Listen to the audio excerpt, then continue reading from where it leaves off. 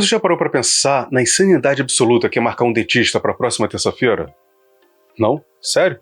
Olha aqui para mim rapidão. Quem te garantiu que vai ter uma próxima terça-feira? Quem assinou o contrato garantindo que o seu coração, essa bomba relógio de carne que você ignora todo dia, não vai simplesmente decidir tirar férias não remuneradas daqui a 5 minutos? Ninguém. Absolutamente ninguém. A única certeza matemática que você tem é que um dia você vai morrer. E, no entanto, você vai no mercado e compra bananas verdes para esperar amadurecer. Você faz planos de previdência privada. Você decidiu começar a assistir hoje Grey's Anatomy só para acompanhar todos os episódios, do primeiro até o último. Isso é loucura. Ou se a gente quiser ser um pouquinho poético e levemente pretensioso, isso é fé. Bem-vindo ao Paradigmas, eu me chamo Felipe, e todos os livros que eu usei para escrever esse roteiro, toda a referência bibliográfica, tá lá na descrição, dá uma conferida lá. Hoje, a gente não vai falar de religião de domingo, aquela de roupa engomada e ar-condicionado. A gente vai falar da sujeira, do pavor, daquele momento às 3 da manhã em que você acorda, olha pro teto e o teto olha de volta, rindo da sua cara. Nós vivemos numa era viciada em certeza. Nós queremos alguém para tomar todas as decisões estratégicas por nós. Queremos a ciência, o fato, o print da conversa, o VAR do futebol, o cheque azul no WhatsApp. A gente quer garantias. O problema é que o universo é um gerente de banco de péssimo humor. Ele não te dá garantias, ele te dá o absurdo. E é aqui que entra o nosso padroeiro da ansiedade. O filósofo dinamarquês que provavelmente precisava de um abraço e um Rivotril. Sr. Kierkegaard. Kierkegaard olhou para essa bagunça toda e disse o óbvio. A razão humana é uma ferramenta fantástica para construir pontes, curar doenças e criar memes. Mas ela é inútil para explicar o sentido da vida. Se você tentar chegar em Deus ou em qualquer propósito maior, usando apenas a lógica, você não está tendo fé. Você está fazendo contabilidade. Você está tentando enquadrar o divino numa planilha de Excel, esperando que a célula B4 te diga o sentido do sofrimento. Não vai rolar. Para Kierkegaard, a fé não é aquele sentimento quentinho no peito. A fé é um trauma. É o momento em que a estrada da lógica acaba, o asfalto termina no precipício e você só tem duas opções. Voltar para trás e viver no cinismo seguro, ou dar o que ele chamou de o salto de fé. Entenda, o salto não é racional, ele é um paradoxo. É o Abraão subindo um monte para sacrificar o próprio filho, confiando que Deus é bom, ao mesmo tempo que Deus mandou ele matar o moleque. Isso faz sentido? Lógico que não. Se fizesse sentido, não precisava de fé. Bastava um manual de instruções. A fé começa exatamente onde a compreensão termina. É abraçar o absurdo, é olhar para o escuro absoluto e dizer: eu não tô vendo nada, tô morrendo de medo, meu cérebro tá gritando que eu vou me arrebentar, mas eu vou mesmo assim. E por que a gente faz isso? Porque a gente não vive só baseado no que a gente vê. É porque a gente é um bicho teimoso e arrogante. A razão fala pra gente assim: ô amigão, olha em volta. É o caos, é guerra, é boleto, é gente colocando uva passa no arroz. É político roubando e comprando 51 imóveis com dinheiro vivo. A razão começa a gritar: desiste, não tem sentido. A razão é aquele amigo chato que estraga a festa dizendo que a cerveja já tá quente e vai dar dor de cabeça amanhã. Ele tá certo? Provavelmente tá. Mas a gente quer beber a cerveja quente mesmo assim, acreditando que não vai dar dor de cabeça no dia seguinte. A gente tem essa fome de imortalidade, como diria Miguel de Unamuno. A gente se recusa a aceitar que somos só um saco de carbono que vai virar adubo. É uma rebelião. Ter fé é o ato de insubordinação máximo contra a morte. É olhar para a realidade fria, crua, cínica e dizer: eu não aceito seus termos. Eu vou inventar um sentido, nem que seja na marra. Imagine que você está agora na beira de um prédio muito alto. O vento bate no rosto, dá vertigem, né? Aquele frio na barriga que é meio medo, meio vontade de se jogar acreditando que você pode voar. Os franceses chamam isso de l'appel du vide, o chamado do vazio. A fé é viver nessa beirada, o tempo todo, sem corrimão. A gente romantiza a fé como se fosse luz, mas no início ela é pura sombra. É caminhar sem ver o chão, confiando numa aposta estúpida e magnífica, que o chão vai aparecer debaixo do seu pé no último segundo. Ou numa hipótese ainda mais delirante, que você vai aprender a voar antes mesmo de se esborrachar lá no chão. Só que aí fica a pergunta que não quer calar. Aquela que faz a gente questionar nossa própria sanidade mental. Se pular no escuro é tão aterrorizante, Se a dúvida dói tanto, se a lógica nos implora para ficar no chão firme, por que o nosso cérebro insiste em pular? Por que a gente não consegue ser apenas um robô racional? A resposta não está nas estrelas, nem no livro sagrado, nem na filosofia. A resposta é muito mais carnal. A resposta está na nossa biologia quebrada. Vamos ser honestos sobre a nossa biologia por um segundo. O cérebro humano é uma máquina fascinante. Ele compôs a Nona Sinfonia, inventou a penicilina, criou o vídeo de gatinho tocando teclado. Mas, no fundo, o cérebro não é um buscador da verdade. O cérebro é um marqueteiro desesperado, tentando vender a ideia de que está tudo bem, quando claramente não está. Olha só para o seu cachorro ou para o seu gato. Eles vivem num presente eterno. O Totó, ele não tem crise de ansiedade no domingo à noite porque ele não sabe o que é segunda-feira. E, principalmente, ele não sabe que um dia o coração dele vai parar. Essa ignorância não é apenas uma bênção. Ela acaba sendo um superpoder evolutivo. E a gente? A evolução pregou uma peça de mau gosto na gente. Nós somos o único animal da Terra que carrega uma maldição cognitiva terrível. Nós somos conscientes da nossa própria finitude. Nós sabemos que o show acaba. Nós somos, como diria o antropólogo Ernest Becker, no seu livro brilhante e aterrorizante, A Negação da Morte, que nós somos deuses com anos. Que os mais puritanos me perdoem o palavreado, mas é isso. Temos mentes capazes de viajar até Andrômeda, de imaginar o infinito, mas estamos presos num corpo que adoece, envelhece e que, eventualmente, vai virar adubo. Essa contradição é insuportável. Se você acordasse todo dia pensando puramente na realidade biológica da sua morte, você não sairia da cama. Você não escovaria os dentes. Para que passar fio dental se o dente vai pro caixão junto com a gengiva? Para que trabalhar 40 horas semanais, aguentar chefe chato e pegar engarrafamento, se o destino final é o mesmo do mosquito que você acabou de matar na parede? A verdade nua e crua é paralisante. O terror da morte nos deixa catatônicos, babando no sofá.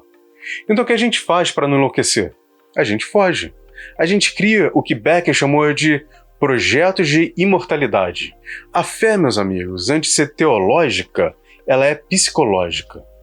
Ela é o escudo que a gente levanta contra o terror do desaparecimento. Pensa na civilização humana, por exemplo. O que é isso tudo? As pirâmides do Egito, as catedrais góticas, os impérios, as empresas multinacionais, o seu perfil no Instagram. Tudo isso são tentativas desesperadas de negar que somos poeira. A gente cria coisas que duram para sentir que nós duramos. E quando você acredita em Deus, ou na nação, ou na revolução do proletariado, ou até na ciência com um C maiúsculo, você está se integrando a algo maior que você. Algo que não morre. Você deixa de ser o João da Silva, CPF tal, mortal e irrelevante, e passa a ser o Filho de Deus, o patriota, o revolucionário. Percebe a jogada de mestre do ego? A fé é o analgésico evolutivo que nos permite levantar numa segunda-feira chuvosa e fingir que preencher aquela planilha tem um significado cósmico. Sem essa ilusão vital, a sociedade colapsa. A cultura nada mais é do que um sistema de crenças compartilhado que nos diz: calma, a sua vida importa, você não é um acidente biológico, você tem um propósito. É uma mentira? Talvez, mas é uma mentira estrutural. Olha para esse castelo de cartas. Isso é a sua fé. E quando eu digo fé, eu não falo só de religião. Falo da fé de que o dinheiro no banco tem valor, sendo que ele é só papel e dígito. A fé de que a pessoa que você ama nunca vai te trair. A fé de que seu time vai ganhar no ano que vem. É tudo frágil. É tudo carta empilhada contra o vento do caos. Mas a mente precisa dessa estrutura. A mente prefere a fé do que a dúvida. Porque a dúvida é o abismo, a fé é o chão. Mesmo que seja um chão imaginário, desenhado com um giz no ar, ele nos permite caminhar. E é por isso que o cérebro defende a fé com unhas e dentes. Tirar a fé de alguém não é apenas vencer um debate, é arrancar a pele psíquica da pessoa e deixá-la em carne viva diante da morte. E isso acaba sendo um ato de crueldade. A gente não tem fé porque faz sentido. A gente tem fé porque precisa funcionar. A fé é a cola que impede que a nossa psique se desfaça em mil pedaços de pânico existencial. É o que transforma o terror do nada na esperança do algo. Então, se a gente olhar friamente com a lupa do cientista e o cinismo do humorista, a conclusão parece óbvia. A fé é um truque. É um placebo cósmico. É uma pílula de farinha e açúcar que a gente toma jurando que é remédio e que cura a dor de existir só porque a gente acredita que cura. Nós somos o animal que mente para si mesmo para conseguir sobreviver à verdade. Mas aí fica aquela pulga atrás da orelha. Se o placebo cura, será que ele é mesmo falso? Se a mentira me faz levantar da cama, construir cidades, compor óperas e amar o próximo, será que ela não tem uma validade maior do que a própria verdade factual? Então, a fé é só uma mentira útil? Um delírio coletivo? O pai da psicologia estadunidense olharia para esse castelo de carta da fé e diria: calma lá, meu jovem cínico, o buraco é bem mais embaixo. Porque às vezes a mentira não apenas esconde a realidade. Às vezes a mentira, ela cria a verdade. Então, se a fé, no final das contas, é apenas um placebo sofisticado que injetamos na veia da psique para não desmoronar diante da morte, qual é o seu valor real? Ela é só uma mentira bonita? E aí que entra o sujeito que é muito mais pé no chão. Um pragmatista até o osso. O pai da psicologia estadunidense, William James. Ele não estava interessado em saber se Deus existe. Isso é problema de teólogo. James estava interessado no que acontece depois que você decide acreditar. Ele olhou para a fé não como uma certeza, mas como uma ferramenta. E a tese dele é brutalmente simples e absurdamente poderosa. O hack definitivo da vida. Em certas áreas, especialmente aquelas onde a prova é impossível e a evidência é insuficiente, tipo o futuro, o amor ou a capacidade de ser feliz, a sua crença não é um resultado da realidade. Ela é uma pré-condição para que a realidade aconteça. Pensa aqui comigo. Você está diante de um abismo que você precisa saltar. A razão pura e fria faz análise e diz: as chances de erro são de 52,7%. Risco inaceitável, não pule. Essa dúvida não é neutra. A dúvida é sabotagem. Ela contrai seus músculos, esfria sua coragem, rouba meio segundo de impulso. Aí você, no fundo do poço do seu ceticismo, já falhou antes mesmo de tentar. Mas a fé pragmática no sentido de James, diz: eu posso saltar. E não só eu posso saltar, é que eu tenho que acreditar para que seja possível. Essa crença não te dá um superpoder mágico. Ela faz o trabalho sujo, ela libera a adrenalina na hora certa, ela calibra o seu foco, ela prepara o seu corpo e a sua mente para a chance máxima de sucesso. A fé, nesse sentido, é um motor de ação. É a sua capacidade de criar a ponte na hora em que você está atravessando o rio. Você acredita que vai atravessar, e por isso suas pernas se movem de uma forma que torna a travessia mais provável. A fé é uma profecia autorrealizável. Pois é, parece que é o mesmo princípio de autoajuda barata, só que com a chancela de Harvard. O seu coach quântico, ele não inventou nada. Ele só aplicou William James e Kierkegaard para te vender um curso online de 12 parcelas. Mas a verdade é que o princípio funciona. Você não precisa ter certeza de que o amor eterno existe. Você só precisa ter fé no seu amor para que ele tenha chance de durar. Você não precisa de uma prova de que a sua empresa vai dar certo. Você precisa da fé teimosa e cega para continuar abrindo porta depois de tomar uns 50 nãos na cara. O dinheiro é apenas um papel que funciona porque a gente concordou em acreditar no seu valor. A lei é apenas uma folha de papel que funciona porque a gente tem fé na autoridade do Estado. Se a fé some, a sociedade para. O valor da fé para William James está no seu rendimento material, no seu poder de criação do mundo. Não é sobre o que é verdade absoluta lá fora, mas sobre o que funciona aqui dentro, para que a vida não seja uma tragédia paralisante. A fé nos faz avançar para lugares onde a lanterna da razão ainda não chegou.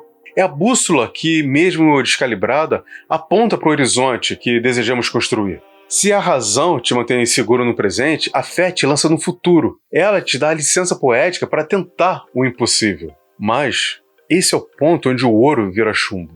Essa ferramenta incrível de construção, ela tem um defeito de fábrica catastrófico. O motor da fé, uma vez acionado, ele não gosta de ser desligado. Ele adora a velocidade e odeia os freios. O problema é que no caminho dessa corrida movida à crença, a gente inevitavelmente encontra uma pedra no sapato, um obstáculo chamado fato. Uma realidade bruta, teimosa e inegável que contradiz exatamente o que a gente escolheu acreditar. E o nosso cérebro, Essa máquina de mentiras e sobrevivência faz o que nesse momento? Bem, essa ferramenta é tão poderosa, tão essencial para nossa identidade e para nossa ação no mundo, que quando a fé encontra o fato, o cérebro prefere, com uma teimosia monumental e um ego inflado, quebrar a realidade para não ter que quebrar a crença. A fé, como a gente viu com William James, é um motor de foguete. É ela que te tira do chão. O problema é que quando esse foguete atinge a órbita, ele se recusa a voltar. Ele está no ponto de não retorno. E é aí que mora a tragédia social do nosso tempo. Você gasta gigabytes de dados, você compila gráficos, você cita artigos da Nature ou da Economist, você usa a lógica cartesiana impecável. Você respira fundo, conta até 10 e, com a paciência de Jó, tenta explicar para aquele seu parente no grupo do WhatsApp que não, o planeta não é plano. Ou que não, o político dele não vai salvar o mundo. Ou que não, a Terra não está prestes a ser invadida por alienígenas. E o que você ganha em troca? Nada. Absolutamente nada. Zero. O debate não avança 1 milímetro. Você não muda a crença de ninguém, mas sai da conversa com uma úlcera nervosa e uma vontade imensa de quebrar o celular. Mas por que somos assim? Porque, sendo o Homo sapiens, o animal que se orgulha da capacidade de raciocínio, a gente se comporta como uma porta fechada para a realidade. O culpado disso tem nome e sobrenome: dissonância cognitiva. O conceito foi brilhantemente mapeado pelo psicólogo social Leon Festinger. E funciona assim: o nosso cérebro odeia a contradição tanto quanto odeia pagar imposto. A dissonância cognitiva é a dor física ou desconforto psíquico agudo que sentimos quando mantemos simultaneamente duas ideias contraditórias. Por exemplo, eu sou uma pessoa inteligente e estou sustentando uma crença que foi cientificamente refutada. Essa dor é real. É um sinal de alarme que a mente aciona. E para parar a dor, o cérebro ele tem duas opções. A opção racional, que é a mais dolorosa, seria admitir que estava errado, mudar a crença. Mas isso é visto pela psique como um mini suicídio de identidade. É como ter que amputar um membro. Custa caro, é humilhante e exige esforço. E tem a opção irracional, a mais fácil, confortável e indolor, que seria rejeitar a nova informação, desqualificar a fonte e atacar o mensageiro. Ou, o mais eficaz, dobrar a aposta na crença original. A fé, meus paradigmáticos, não é apenas uma ideia. Ela é o alicerce da identidade. Ela está ligada ao nosso projeto de mortalidade, como o Ernest Becker disse, e ao nosso motor de ação, segundo William James. Tentar usar lógica para desmontar a fé de alguém é como tentar medir a temperatura emocional da pessoa usando uma régua. É a ferramenta errada para o trabalho. Você não está debatendo um argumento. Você está atacando a estrutura fundamental de como essa pessoa enxerga o mundo, a si mesmo e o seu lugar nele. O fanatismo não é uma falha de lógica, é um mecanismo de defesa em modo de potência máxima. O terraplanista, o negacionista, o hater político, eles não são estúpidos. Eles são apenas extremamente eficientes em proteger o próprio conforto mental. Eles vivem num bunker cognitivo onde os fatos que não servem para a crença são automaticamente incinerados na porta. A ceia de Natal é uma masterclass prática de dissonância cognitiva. O tio Adalberto te manda aquele meme sobre o fim do mundo. Aí você vai e manda o link da NASA. Ele te ignora, te chama de globalista e come mais rabanada. E é isso. A gente aceita porque é mais fácil conviver com a loucura dele do que com o esforço da nossa razão. A gente aprendeu que não existe vácuo de fé. Se você mata Deus, o vazio fica. Se você mata a ideologia, a carência fica. E a fé, por ter essa função vital de motor e escudo, não se importa se está sendo alimentada por um evangelho de 4.000 anos ou por uma postagem no Twitter de 4 horas atrás. O mecanismo é o mesmo. A cegueira seletiva é a mesma. E é aí que a coisa fica realmente perigosa. Porque a fé, que nasceu para nos dar esperança e nos fazer pular o abismo da vida, pode ser desviada para o mais mundano e destrutivo dos altares: o poder. Quando essa fé cega, essa obstinação em dobrar a realidade em vez da crença, sai da esfera íntima da oração e entra no teatro público, quando o salto de fé de Kierkegaard é exigido não de um indivíduo, mas de uma nação inteira, o que acontece quando essa máquina de negação, que é a dissonância cognitiva, é transferida para o ambiente político? É aí que o sagrado e o sublime, o motor que nos faz sonhar vira profano. Friedrich Nietzsche soltou a bomba no século XIX. Deus está morto. Aí os otimistas da época disseram: ótimo, agora vamos ser racionais, vamos viver de ciência e lógica. Tadinhos. Eu conto, vocês contam. E eles não entenderam que a gente não mata a necessidade de adorar. Você só mata o objeto de adoração. O trono ficou vago. E o vazio existencial é um horror metafísico que o cérebro, aquele nosso marqueteiro desesperado, se recusa a tolerar. Ele precisa de algo maior. E aí a gente faz o mais óbvio. A gente pegou toda aquela energia da fé, aquela que Kierkegaard disse que era absurda, aquela que o Becker disse que era o escudo, aquela que o James disse que era o motor, e a gente transferiu para objetos mais próximos, mais palpáveis e, ironicamente, muito mais perigosos. Entramos na era da fé secular. O sagrado não sumiu, ele só foi deslocado. Colocamos lá o Estado, a ideologia, o partido, o dinheiro, a marca de sapato, o influencer, o Messias de terno que promete resolver todos os problemas, com um slogan besta de 2 frases. E os sociólogos viram isso de longe. O sociólogo e antropólogo francês Émile Durkheim dizia que Deus é a sociedade divinizada. A religião é a maneira como a sociedade adora a si mesma. A sociedade, o grupo, o coletivo passa a ser o objeto sacro. Então o ritual de ir à missa ou ao culto é substituído pelo ritual do comício, da live política ou da thread de cancelamento. E o sociólogo alemão Max Weber identificou a chave para essa transferência: a autoridade carismática. Nós não seguimos o político porque ele tem a melhor proposta fiscal. Ninguém lê proposta fiscal, vamos ser sinceros. Nós seguimos porque nós projetamos nele uma graça sobrenatural, uma qualidade de profeta ou salvador que o distingue dos meros mortais. É uma fé cega na aura do líder. É a velha mecânica do milagre aplicada à administração pública. E os rituais, meus paradigmáticos, são idênticos. O fervor do comício é idêntico ao fervor do louvor. A dissonância cognitiva do fiel que ignora a hipocrisia do pastor é a mesma do eleitor que ignora a corrupção do seu político.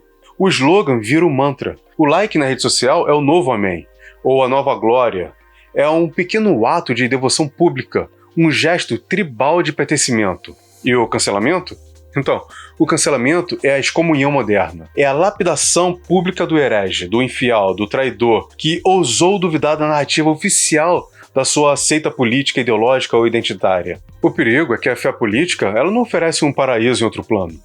Ela promete o paraíso aqui e agora. Ela vende a fantasia de que, se você e seu grupo acreditarem o suficiente e lutarem o suficiente, a utopia virá. E para que a utopia venha, para que o seu Deus secular seja glorificado, bem, todo e qualquer meio é justificado. A fé religiosa, em sua melhor forma, busca a transcendência. A fé secular, em sua pior forma, busca a purificação social e a eliminação do inimigo. O infiel não é apenas alguém com quem se discorda. Ele se torna um obstáculo diabólico que impede a sua utopia de se concretizar. Ele é o bode expiatório que precisa ser sacrificado para a purificação da tribo. E é aí que o motor da fé, essa ferramenta que nos impulsiona, ela se transforma no revólver. Porque a fé, quando se torna massa e adquire poder, ela exige a certeza. E a certeza, quando é coletiva, é o atestado de óbito da empatia. Essa é a parte sombria do nosso salto de fé. O momento em que a bússola vira revólver. Vimos que a fé é um motor, um escudo, e que a mente a protege do fato, com toda a força da dissonância cognitiva. O problema não é o ato de crer. O problema é a certeza absoluta de que a fé pode parir. A fé é a possibilidade. A certeza é o fim da conversa.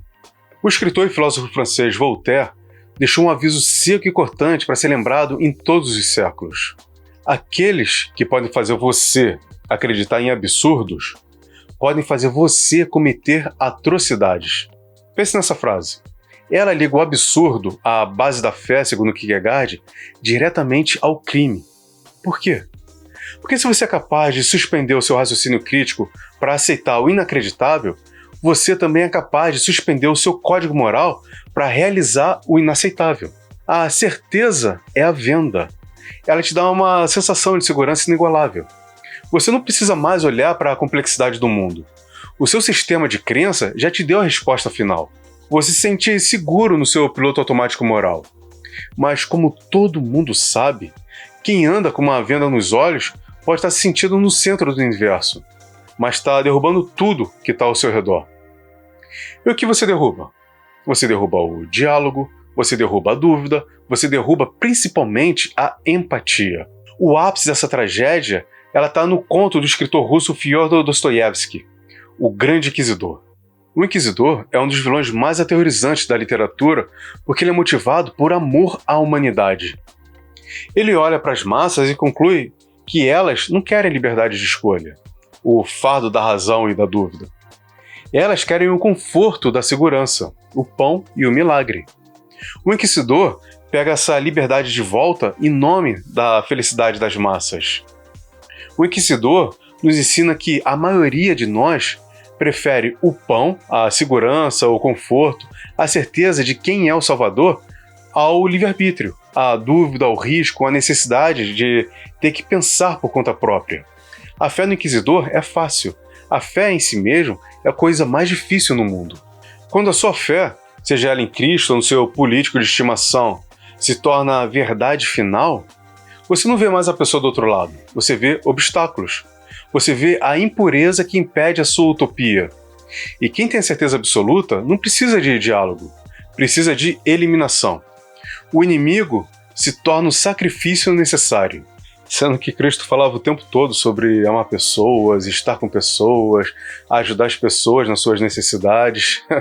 E no final é ele que se sacrifica para que ninguém fosse sacrificado. Interessante, né?